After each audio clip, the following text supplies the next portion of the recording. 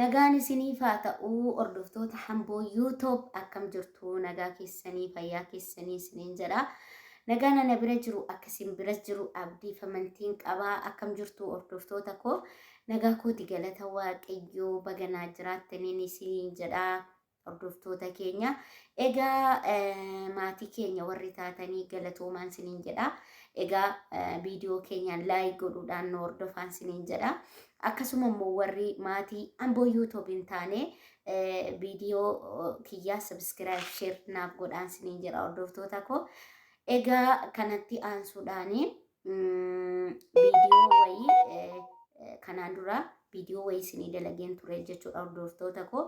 Viidiyoo sanas maalirraan isinii dalagee wanni irraan isinii dalage jechuudha koolajiin irraan isinii dalage koolajiin irraa isinii dalageetanii koolajiina kana bitadhaa hordoftoota kiyyaa baay'ee gaariidha jedheen isinii dalage jechuudha. Koolajiina sana baay'ee gaariidha jechuudha koolajiinichi suni.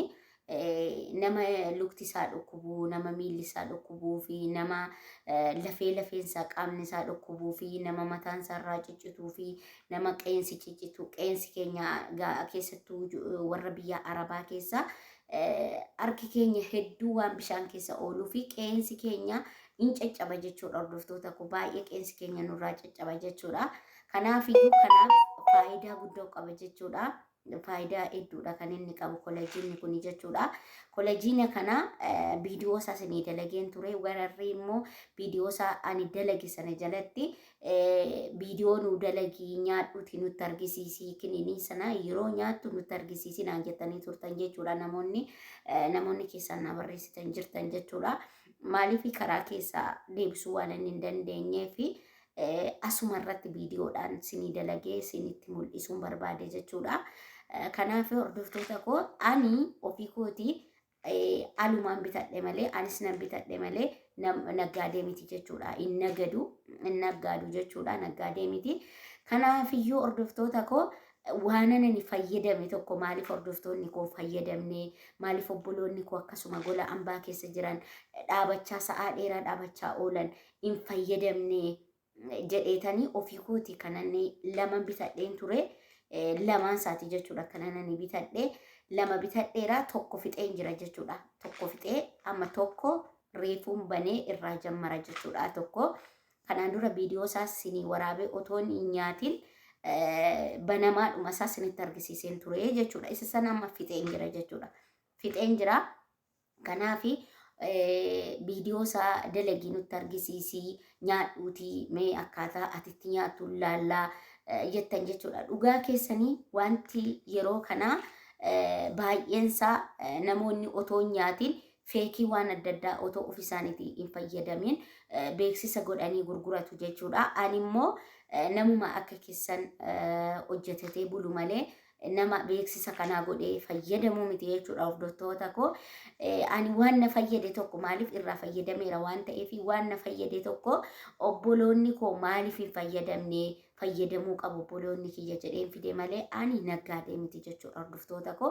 Kanaaf naggaadee miti waan ta'eef waanuma dhugaasaa irraa fayyadamu isuma dhugaasaatii waanuma irraa fayyadamu akka isin fayyadamtan hordoftoonni koo maaliif hin fayyadamne jedheetan isinii fide malee ani naggaadee miti.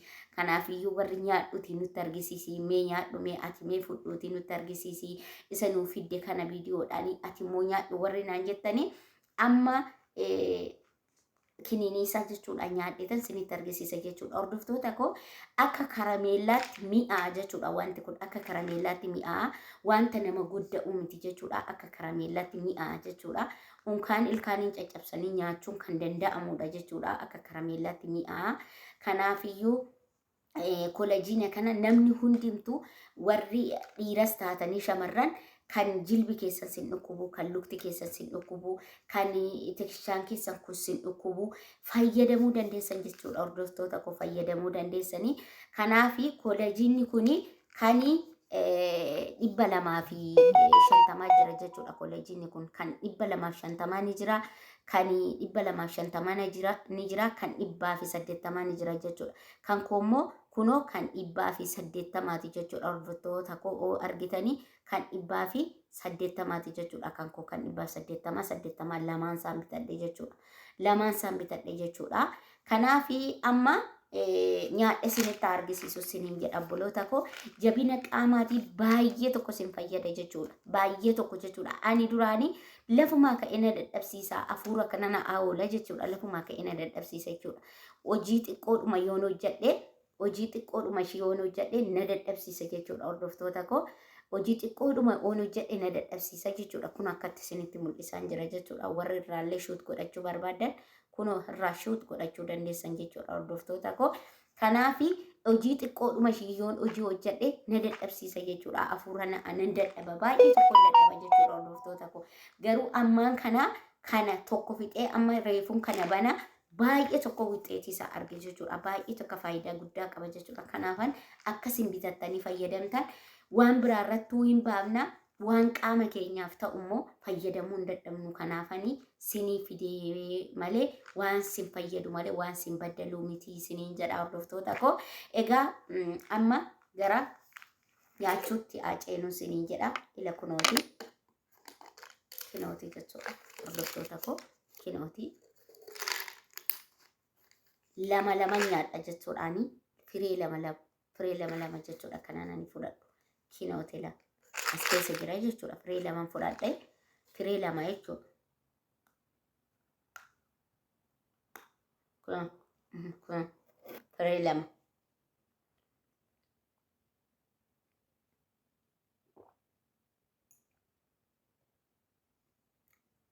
Kunooti jechuudha. Hordoftoota koo fudhadheen jira jechuudha.